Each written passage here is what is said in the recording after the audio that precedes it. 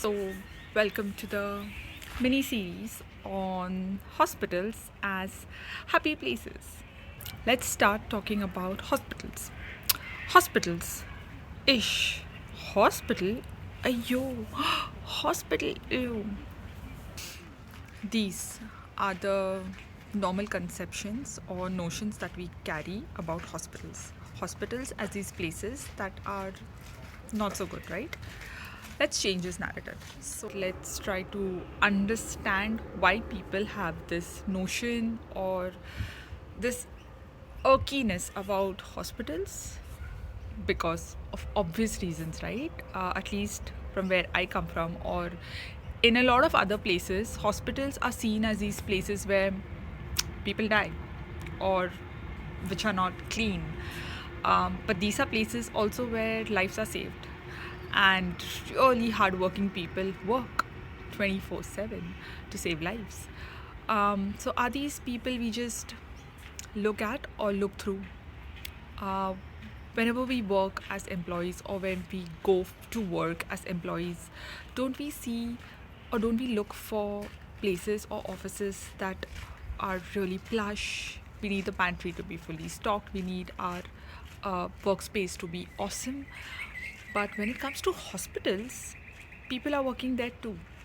Why can't we make these places awesome for them too so that they look forward to go to a hospital? We get so scared even thinking of a hospital to even go once, but these people go there every day. So yeah, let's just start and kind of change this whole narrative about hospitals, healthcare spaces being changed. So let's bust some myths when it comes to such places or these buildings called as hospitals. Hospitals are seen as dirty places. They aren't dirty, they're supposed to be actually the most clean places, right? The most clean spaces of all because people are actually getting opened up and treated here. So, of course, there are zones where you have dirty, clean, not so clean, and super clean spaces. But people, as in we, the general public, are allowed to go only to the dirty places, right? Because the cleaner spaces are kept for patients who have their immune systems compromised, and of course, where they're not going to let anyone come in through that space, right?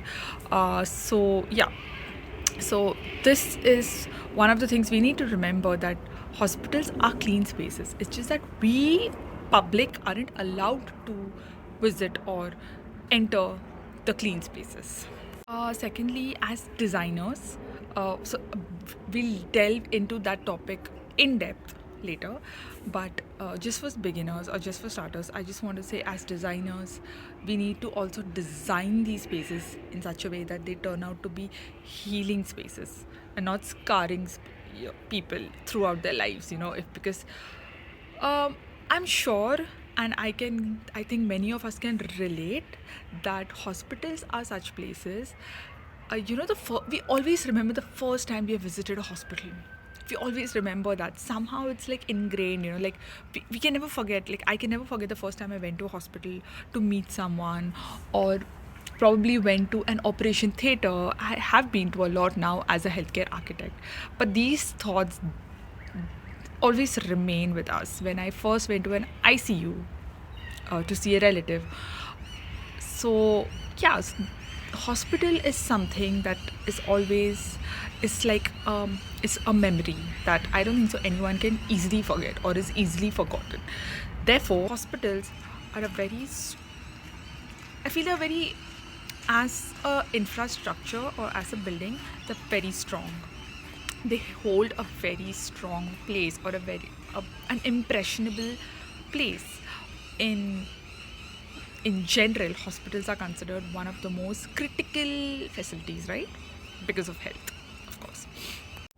And healthcare spaces are such spaces, especially hospitals, is that a designer cannot just come and say, oh, I want it to be designed this way or that way. Of course, there is that free will to an extent, but more of it, and I think majority of it, is a very clinical way, uh, which follows procedures, right?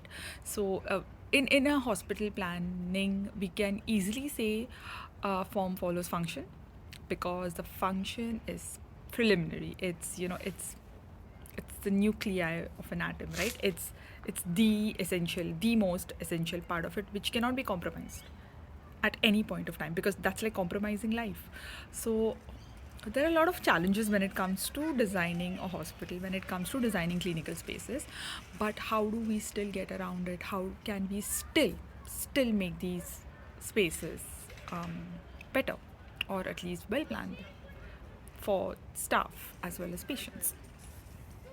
So, the reason that I wanted to actually record, it's very cold, actually record in an outdoor space. I'll show you where I'm sitting right now.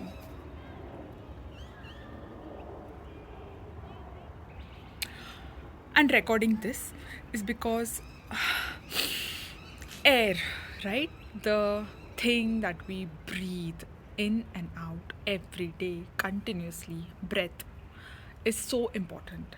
And hence lies the importance of air quality in every building, in every space, wherever there are humans, but more importantly, in hospitals. And of course, after getting into all of this and talking about all of this, of course, a successful hospital is not judged by the design or the space or the place or everything else. It's just judged by the how many lives does it save, right? So how many people come out of it alive. So of course, that is the most important criteria.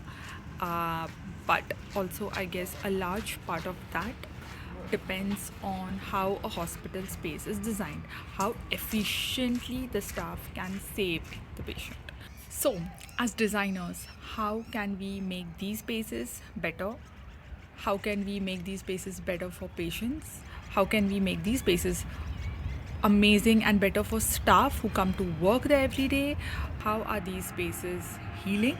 How are these spaces different from hotels and hospitality? So let's break each one of these topics down and see how we can make hospitals better spaces. As in, hospitals a happier place. So yes.